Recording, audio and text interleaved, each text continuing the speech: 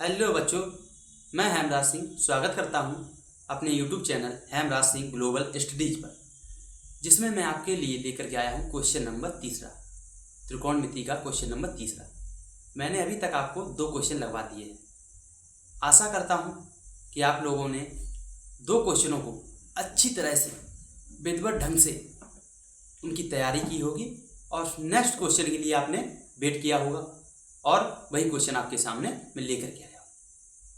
ठीक है, तो समय पर ध्यान देते हुए, समय ना जाहिर करते हुए चलते हैं अपनी क्वेश्चन की तरफ। ठीक है, क्वेश्चन नंबर तीसरा मेरा क्या दिया गया है कि त्रिभुज PQR में कोण P समकोण है। ठीक है, जैसा कि मैंने आप लोगों को बताया था कि समकोण त्रिभुज मेरा क्या होता है।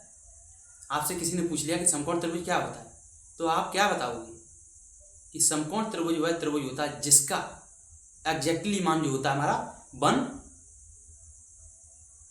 नहीं होगा, समझ रहे हो, 90 होगा। क्या होगा? 90 होगा, समझ रहे हो, 90 होगा। 90 का अर्थ है 90 अंश का कोण, उसको क्या कहेंगे? समकोण त्रिभुज कहेंगे। ठीक है, तो यहाँ पर आपको इससे अंदाजा लग रहा है कि हमारा जो इसमें त्रिभुज बनेगा वो कौन सा त्रिभुज बनेगा? कौन सा बनेगा सर जी? 90 अंश का त्रिभुज बनेगा। ठीक है, समकोण का अर्थ ही होता है 90 एंगल वाला त्रिभुज। ठीक है, तो क्या कह रहा है? त्रिभुज PQR में कोण P समकोण है यदि PQ बराबर √3, PR बराबर 1 तथा QR बराबर 2 हो तो। ठीक है, हो तो क्या कह रहा है कि sin Q, ठीक है, cos Q, tan R, sin R के मान ज्ञात कीजिए।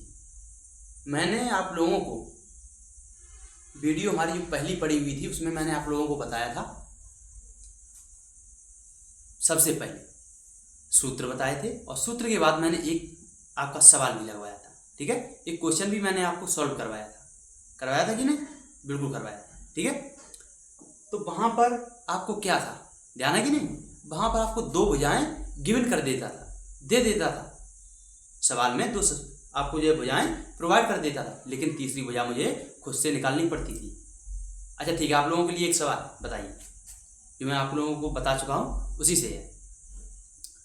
पाइथागोरस प्रमेय बताइए, मुझे कमेंट कीजिए कि पाइथागोरस प्रमेय क्या होती है।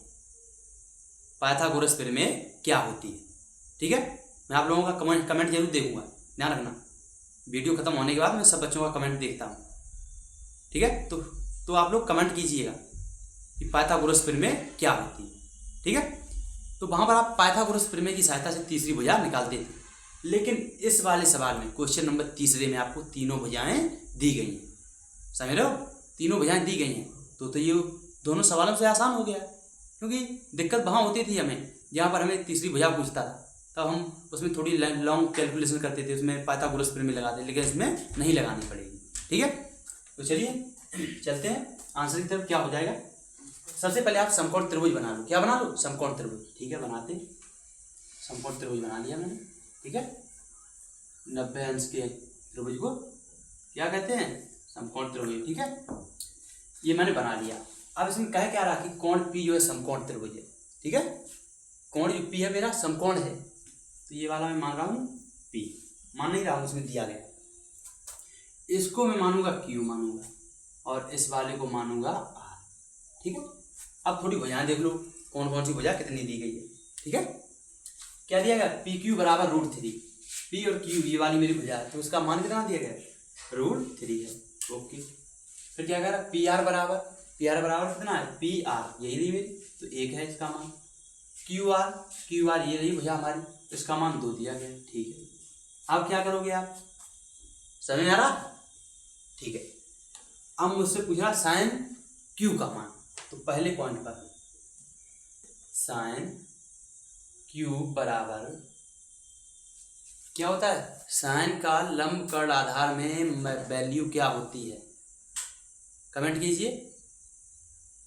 sin Q का जो मान होता है हमारा लंब कर्ण आधार में, वो क्या होता है? लंब बटे कर्ण, बिल्कुल सही। ठीक है, लंब बटे कर्ण होता है।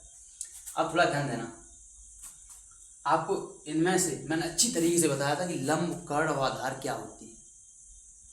90 अंश के कोण के जस्ट सामने वाली भुजा हमारी कर्ण होती है, ठीक है। 90 अंश के जस्ट सामने वाली भुजा मेरी क्या होती है, कर्ण होती है, समझ रहे हो। ऐसा में तो ये तो हमारा कर्ण हो गया, बाद बाकी ये भुजा बच गई, ठीक है, स्तंभ जैसी। ये हमारी होगी लंब और ये बेस हो गया आधार, इस पे ये हमारा लंब टिका हुआ है, ठीक है। ये हमारा आधार हो गया। अब क्या करोगे, लंब का मान मुझे कितना दिया है, 1 दिया गया, ठीक है, 1 रख दिया। अपॉन में के का मान, कर्ण का मान कितना है, 2 है, वो भी रख दिया, ठीक है। तो साइन क्यू बराबर 1/2 मेरा वैल्यू निकल आया। दूसरे नंबर पर क्या पूछ रहा है आपको, कॉस क्यू का मान पूछ रहा है, ठीक है, कोई दिक्कत नहीं। कॉस क्यू का मान क्या हो जाएगा, लंब कर्ण आधार में आप कॉस क्यू का वैल्यू बताओ क्या हो जाएगा। कॉस क्यू का क्या हो जाएगा, आधार बटे कर्ण, बिल्कुल ठीक है, आधार बटे कर्ण हो जाएगा, सही है। आधार मेरा क्या है, √3 है और कर्ण कितना है मेरा, 2 है, ठीक है। तो √3/2 हो गया, बिल्कुल राइट आंसर, ठीक है। फिर चलते हैं नेक्स्ट पॉइंट की तरफ। क्या है हमारा, tan r का मान पूछ रहा है। आप थोड़ा ध्यान देना पड़ेगा भाई। अब आपको परिवर्तन दिख रहा होगा, क्या परिवर्तन दिख रहा है बताओ, परिवर्तन दिख रहा है कि नहीं, कि यहाँ पर जो आपका एंगल का जो मान था वो सेम था, क्यू था, कोई दिक्कत नहीं थी। लेकिन यहाँ पर ये एंगल ना लेकर के इसने tan में r एंगल लिया है।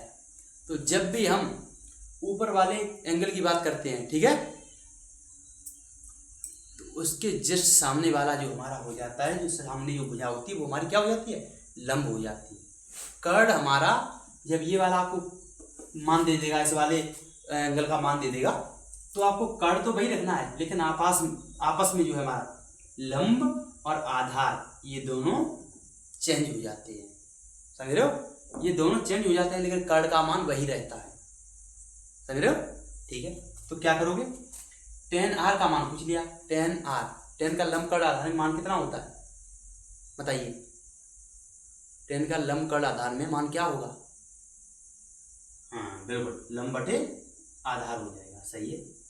अब क्या करोगे, इसके सामने वाला ये तो हमारा लंब हो जाएगा, क्योंकि लंब और आधार चेंज हो जाते हैं आपस में। अगर इस कोण की बात करें तो ये हमारा लंब रहेगा और ये आधार रहेगा, ये कर्ण तो वही रहेगा। कि जब इस वाले एंगल की बात करेंगे तो ये हमारा हो जाएगा लंब और ये हो जाएगा आधार। तो लंब का मान कितना है मेरा, √3 है, ओके। आधार का मान कितना है, 1 है। अब जब भी आप 1 का भाग किसी भी संख्या में लगाओगे तो वही संख्या आ जाएगी आपकी। तो 1 का भाग √3 में लगाएंगे तो √3 का 3 रह जाएगा, समझ में आया, ठीक है। पॉइंट नंबर 4, किसका मान पूछ रहा है, साइन r का, ठीक है। साइन r बराबर, यहाँ देखिए लंब बटे कर्ण है, ठीक है, रख लो लंब बटे कर्ण। लेकिन ये ध्यान देना पड़ेगा, यही वैल्यू नहीं रखनी पड़ेगी, क्योंकि यहाँ पर जब एंगल हमारा क्यू था तब इतनी वैल्यू थी, अब यहाँ पर हो गया r, समझ रहे हो, अब r हो गया तो मान बदल जाएगा, ये वाला एंगल लेकर के चला, ये वाला, समझ रहे हो, तो मान बदल जाएगा। अब लंब हमारा क्या हो जाएगा, ये वाला हो जाएगा, जैसे कि मैंने अभी बताया आपको, और कर्ण क्या, कर्ण तो वही रहेगा, तो √3/, क्या हो जाएगा, 2 हो जाएगा, सही है। इतना आपका आंसर आना था,